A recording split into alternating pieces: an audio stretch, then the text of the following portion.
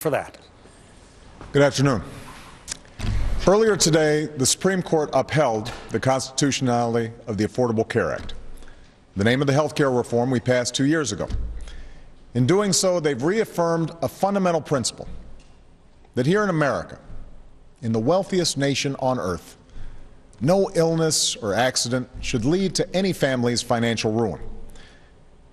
I know there will be a lot of discussion today about the politics of all this, about who won and who lost. That's how these things tend to be viewed here in Washington. But that discussion completely misses the point. Whatever the politics, today's decision was a victory for people all over this country whose lives will be more secure because of this law and the Supreme Court's decision to uphold it. And because this law has a direct impact on so many Americans, I want to take this opportunity to talk about exactly what it means for you. First, if you're one of the more than 250 million Americans who already have health insurance, you will keep your health insurance. This law will only make it more secure and more affordable. Insurance companies can no longer impose lifetime limits on the amount of care you receive. They can no longer discriminate against children with pre-existing conditions. They can no longer drop your coverage if you get sick. They can no longer jack up your premiums without reason. They are required to provide free preventive care like checkups and mammograms, a provision that's already helped 54 million Americans with private insurance. And by this August, nearly 13 million of you will receive a rebate from your insurance company because it spent too much on things like administrative costs and CEO bonuses and not enough on your health care. There's more. Because of the Affordable Care Act, young adults under the age of 26 are able to stay on their parents' health care plans, a provision that's already helped 6 million young Americans. And because of the Affordable Care Act, seniors receive a discount on their prescription drugs, a discount that's already saved more than 5 million seniors on Medicare about $600 each. All of this is happening because of the Affordable Care Act. These provisions provide common sense protections for middle-class families, and they enjoy broad popular support. And thanks to today's decision, all of these benefits and protections will continue for Americans who already have health insurance. Now, if you're one of the 30 million Americans who don't yet have health insurance, starting in 2014, this law will offer you an array of quality, affordable private health insurance plans to choose from. Each state will take the lead in designing their own menu of options. And if states can come up with even better ways of covering more people at the same quality and cost, this law allows them to do that too. And I've asked Congress to help speed up that process and give states this flexibility in year one. Once states set up these health insurance marketplaces, known as exchanges, insurance companies will no longer be able to discriminate against any American with a pre-existing health condition. They won't be able to charge you more just because you're a woman. They won't be able to bill you into bankruptcy. If you're sick, you'll finally have the same chance to get quality, affordable health care as everyone else. And if you can't afford the premiums, you'll receive a credit that helps pay for it.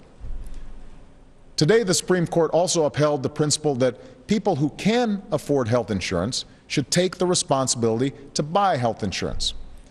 This is important for two reasons.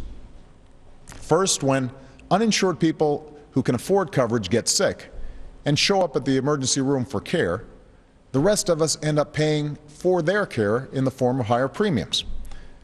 And second, if you ask insurance companies to cover people with pre-existing conditions but don't require people who can afford it to buy their own insurance, some folks might wait until they're sick to buy the care they need, which would also drive up everybody else's premiums. That's why, even though I knew it wouldn't be politically popular and resisted the idea when I ran for this office, we ultimately included a provision in the Affordable Care Act that people who can afford to buy health insurance should take the responsibility to do so. In fact, this idea has enjoyed support from members of both parties, including the current Republican nominee for president.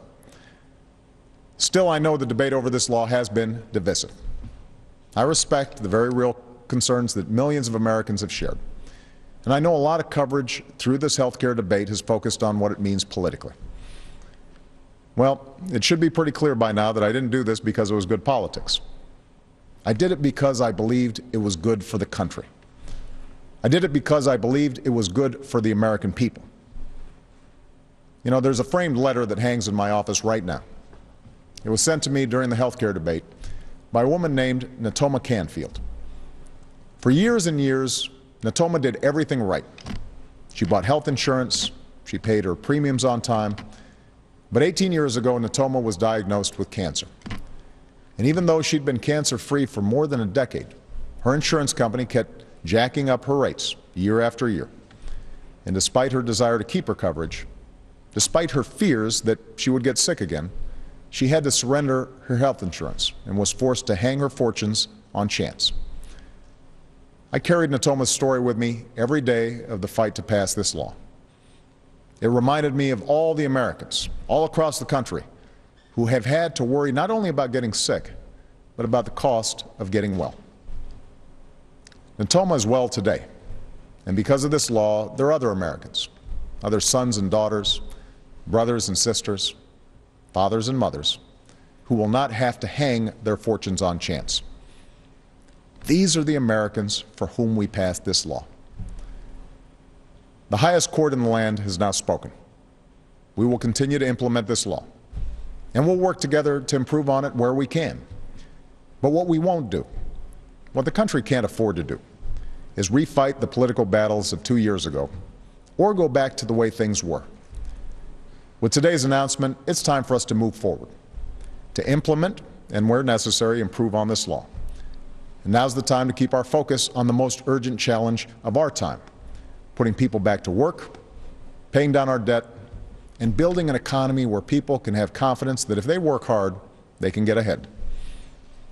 But today, I'm as confident as ever that when we look back 5 years from now, or 10 years from now, or 20 years from now, we'll be better off because we had the courage to pass this law and keep moving forward. Thank you. God bless you, and God bless America. The president saying that the Supreme Court has